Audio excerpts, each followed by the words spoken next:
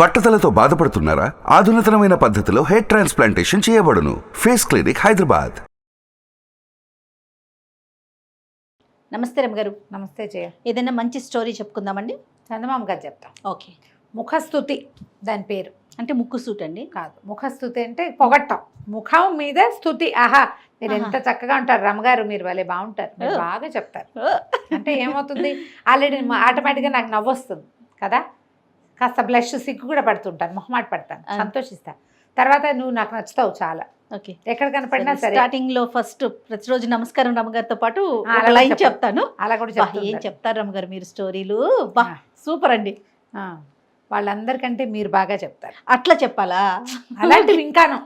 Okay. ఇది కథ వింటే గానీ మా అమ్మాయి పడుకోదు. అదైతే అసలు ఇంక చెప్పక్కర్లేదు, అదైతే అక్షరాల నిజం. అదే అలాంటివి. అట్లా ఏమైనా కొన్ని వాక్యాలు చెప్పామనుకో సంతోషంగా ఉంటుంది. మీలాంటి వాళ్ళు మీరే, అంతే, మిమ్మల్ని మించిన వాళ్ళు లేరు, మీకు సాటి ఇలా సాటి లేదు మీకు.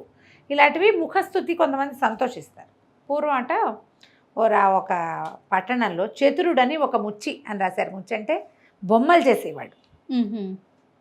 బొమ్మలు వేసేవాడిని చేసేవాడిని కూడా ముచ్చి అనొచ్చు. పాత కథల్లో కనపడ ముచ్చి అండి. ముచ్చి వీడు అత్యద్భుతమైన బొమ్మలు చేసేవాడు. అతని బొమ్మ ఎట్లా ఉండేదంటే మొహం సజీవంగా ఉండేది. పైగా లోపల మరలు అవి పెట్టి కళ్ళు ఆర్పటము, గుండె కొట్టుకోవటము చేయగలిగేవాడు అతను. అలాంటి ఒక ప్రత్యేకత ఉన్న శిల్పి అనమాట అతను. మట్టితోటో దేనితోటో చేసేవాడు. అసలు ఎలా చేసేవాళ్ళంటే ఈ రాజభటులు వాళ్ళు, ఈ కొత్త బాగా డబ్బులున్న వాళ్ళు రాజస్థానాల్లో కూడా మనుషుల విగ్రహాలు చేయించి వాకిట్లో పెట్టి ద్వారపాలకులు ఉన్న భ్రమ కల్పించేవారు ఇతని బొమ్మలతోటి. ఓహోహో. అట్లాంటి బొమ్మలు చేసేవాడు. అసలు ఎంత అద్భుతమో. ఇంత పని చేయించాలి కదా, బొమ్మ సజీవంగా ఉండాలి, మళ్ళీ దాన్ని గుండె కొట్టుకోవాలి, కళ్ళార్పాలి. అది అంటే బోళ్ళంత పని. ఈ మీటలు పెట్టడము అదంతా కూడా. దానివల్ల బొమ్మ చాలా ఖరీదుగా ఉండేది. అయినా సరే అందరూ పెట్టించుకునేవాళ్ళు. కానీ మరి ఇప్పుడు ఇన్ని బొమ్మలు చేసి ఇచ్చేవాడికి ఎంత డబ్బు ఉండాలి? మరి శత్రుడి దగ్గర అట్టే డబ్బు చేరల. ఎందుకంటే అతను ముఖస్తుతికి లొంగిపోయేవాడు. ఓకే. తక్కువ రేటుకి ఇచ్చేసేవాడు. కొంతమంది మీద ప్రేమతో ఇచ్చేసేవాడు. వాళ్ళు తనని మెచ్చుకున్నారు కాబట్టి ఇచ్చేసేవాడు. అలాంటి వాడు అనమాట. అయితే ఏమైంది, ఆ ఊళ్ళో భావికాలజ్ఞుడు అనే పేరున్న ఒక జ్యోతిష్కుడు ఒక ఆయన ఉండేవాడు. ఆయన ఎవరికైనా ఏదైనా చెప్తే నేల మీద రాతి మీద రాసినట్టే శిలాశాసనంగా జరిగిపోయేది. ఈ చతురుడు ఏం చేశాడు, ఒకసారి ఆ భావికాలజ్ఞుడికి తన జాతకం ఇచ్చాడట. ఇచ్చేసరికి ఆయన చూసి ఇప్పుడు ఖాళీ లేదు, తర్వాత ఇప్పుడు చూస్తానయ్యా అని పక్కన పడేసేట. ఆయన చూశాక ఆ మాట అనేసరికల్లా ఈయనకి భయం పట్టుకుంది చతురుడికి. ఏదో ఉంది, చెప్పడం ఇష్టం లేక ఆయన చెప్పలేదని అర్థమైంది. ఇక బక్కచిక్కిపోయాడు. ఒక వారం రోజుల్లో అన్నం సరిగ్గా తినలేదట. అయితే ఫ్రెండ్కి ఒకడే చెప్పాడు, భావికాలజ్ఞుడి దగ్గరికి వెళ్ళాను, జాతకం చూపించాను, ఆయన చూశాక ఇప్పుడు ఖాళీ లేదన్నాడు రా, నాకు చాలా భయంగా ఉంది, ఏమైపోతుందో నాకు అనేసరికల్లా ఆ స్నేహితుడు ఈ భావికాలజ్ఞుడిని ఎక్కడో కలిశాడు. ఆ చతురుడు చిక్కిపోతున్నాడండి, చిక్కి శల్యమైపోయాడు, ఏదో ఒక మాట చెప్పండి అనేసరికల్లా ఈయన అన్నాడు, ఆ చతురుడికి ఏముంది, వాళ్ళంతా ప్రజ్ఞాపాఠ వాళ్ళు ఉన్నవాడు, ఏదో సంపాదించుకుంటాడు, పర్వాలేదు, కానీ వచ్చే బహుళ నవమి నాటి రాత్రి 1 గంటకి జాగ్రత్తగా ఉండమని. ఆ ఒక్క నిమిషం గడియా తప్పించుకున్నాడా, తర్వాత ఏమి ఇబ్బంది లేదన్నాడు. స్నేహితుడు పరిగెత్తుకుంటూ వచ్చాడు, ఒరే చతురా నీ కొంప మునిగిందిరా, బహుళ నవమి నాటి రాత్రి 1 గంటకి నీ ప్రాణం పోయే ప్రమాదం ఒకటి ఉంది, యమకింకర్లు వస్తారు నీ కోసము, భావికాలజ్ఞుడు చెప్పాడురా అనగానే భయం వేసేసింది చతురుడికి. ఏమనుకున్నాడు, ఓ ఇంతేనా అనిపించింది. తర్వాత మొదట అలా భయం వేసి ఇంతేనా అని అక్కడి నుంచి ఏం చేశాడు, తనలాగా ఒక పెద్ద నిలువుటద్దం ఒకటి కొనుక్కొచ్చుకున్నాడు. వాళ్ళ ఇంట్లో అంతకుముందు చిన్న అద్దం ఉండేది, అంతే పెద్ద నిలువుటద్దం తెచ్చుకుని ఆ నిలువుటద్దం ముందు నిలబడి తన్ని ఆశాంతం మొత్తం పరిశీలించుకుని తనలాగానే ఉన్న 4 ప్రతిమలు తయారు చేశాడు. ఓకే. వాడికి గుండె కట్టుకోవటము, రెప్పలు ఆర్పటము, తర్వాత ఇట్లా చేయి ముచ్చుకుంటే ముట్టుకున్నాం అనుకో నరాల సంచలనం మనకు తెలిసిన, ఇలా చూడండి టక్కు అనాలా, ఆ టక్కుమనేది కూడా పెట్టాడు. ఇవన్నీ బహుళ నవమి నాటికి రెడీ చేసేసుకున్నాడు. ఓకే. చేసేసుకుని తన గదిలో 4-5 మంచాలు ఏర్పాటు చేశాడు. 4 మంచాల మీద 4 విగ్రహాలని పడుకోబెట్టి 5వ దాని మీద తను పడుకున్నాడు. బహుళ నవమి నాటి రాత్రి 2 యమకింకర్లు గదిలోకి వచ్చారు. వచ్చి చూశారు 1 గంటకి. చూస్తే ఏముంది, 5గురు ఉన్నారు. వీళ్ళకి ఒక ఫోటో ఉంది. ఆ ఇంట్లో ఉండవలసిన వాడు ఒకడు. 5టిని చూస్తే 5 ఒకేలా ఉన్నాయి. వీళ్ళలో చతురుడెవడు?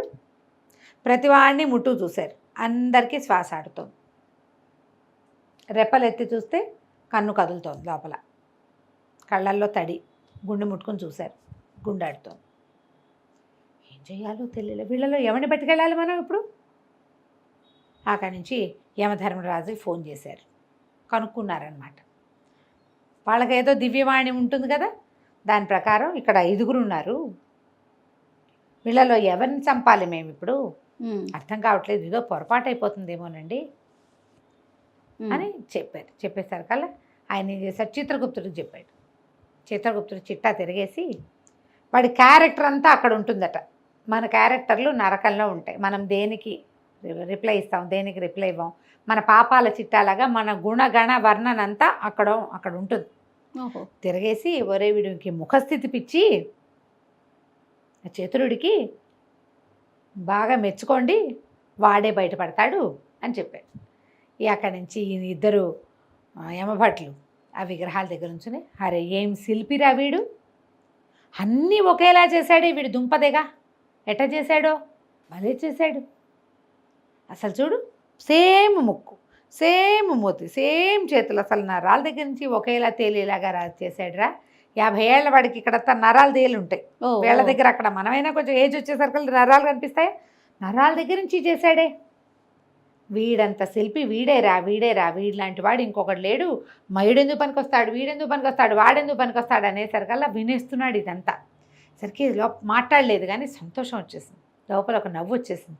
బుగ్గలు పక్కకి వెళ్ళిపోయాను. మొహం నవ్వు వచ్చేసరికి ఏమన్నా బ్లష్ అవుతాం, మన సిగ్గు, మొహమాటం, సంతోషం లాంటి రకరకాల భావాలు కలుగుతాయా. భావాలు కలగగానే కపోలాలు ఎర్రబడ్డాయి, చెంపలు పక్కకి వెళ్ళినాయి. 5 విగ్రహాలని అలా 5 చూస్తూ నుంచున్నారు వాళ్ళు. ఏ విగ్రహానికి చెంపలు ఎర్రబడ్డాయో చూసుకుని ఎవడికి మట్టేశారు. మిగిలినవి 4 మనిషిలాగానే ఉంటాయి, కానీ అదే వాటికి స్పందన ఎట్టా ఉంటుంది? మనం ఏదైనా మెచ్చుకుంటే అవి స్పందించవు కదా. 4 బొమ్మలాగా పడుకున్నాయి. వీడు మాత్రం ఆ పొగడ్తకి స్పందించి వెంటనే దొరికిపోయాడు. అక్కడి నుంచి ఏముంది, 1 గంట అయింది. బహుళ నవమి నాటి రాత్రి 1 గంటకి వీళ్ళు యమభట్టులు ఇద్దరు చతురుణ్ణి తీసుకుపోయారు. అయిపోయింది. ముఖస్థుతి సావు వేళలో కూడా పనిచేస్తుంది. ఎస్, మీ అంతటి వాళ్ళు మీరే, మీరెంతో ధైర్యస్తులు, అలాంటి చావును కూడా ఎదుర్కొంటారు వాళ్ళు. ఇది ఇట్లా దొరికేశాడనమాట. దొరికేసి యమభట్టులు పట్టుకుపోయారు. తెల్లవారు చూశారు, 5 ఒకేలాగా ఉన్నాయి. చచ్చిన వాడు ఎవడో ఏమిటో ఎవరికీ తెలియలే. 5 విగ్రహాలు ఉన్నాయి, 5 ఉన్నాయి కదా. ఒకటి చనిపోయిన కట్టె ఒకటి ఉంది, డెడ్ బాడీ. మిగిలిన 4 దానిలాంటి వాళ్ళే విగ్రహాలు. అప్పుడు వీళ్ళేం చేశారు, ఊళ్ళో జనాలు, సరే చతురుడు బొమ్మలు చేస్తాడు కాబట్టి అన్ని విగ్రహాలు గుండెలు పరీక్షించండి. ఆడుతున్న గుండెలేమో విగ్రహాలు, ఆడని గుండె చతురుడు. గుండె అయిపోయింది కదా, ప్రాణం పోయేసరి కల్లా. తర్వాత అనుకున్నారు తనలాంటి వాళ్ళనే చేసుకున్నా కూడా వీడు యమభట్లని మోసం చేయలేకపోయాడు, పిచ్చి వెదవా ఎలా దొరికిపోయాడో అని ఈయన బాడీని మోసిపోయి ఆయన దహన సంస్కారం చేశారు ఇంట్లో. ఊళ్ళో వాళ్ళు ఇంకేం చేస్తారు, కథ కంచికి మనం ఇంటికి. రైట్, నమస్తే అండి. నమస్తే. సుమన్ టీవీలో మీ పర్సనల్ అండ్ బిజినెస్ ప్రమోషన్స్ కోసం కింది నెంబర్కి కాంటాక్ట్ చేయండి.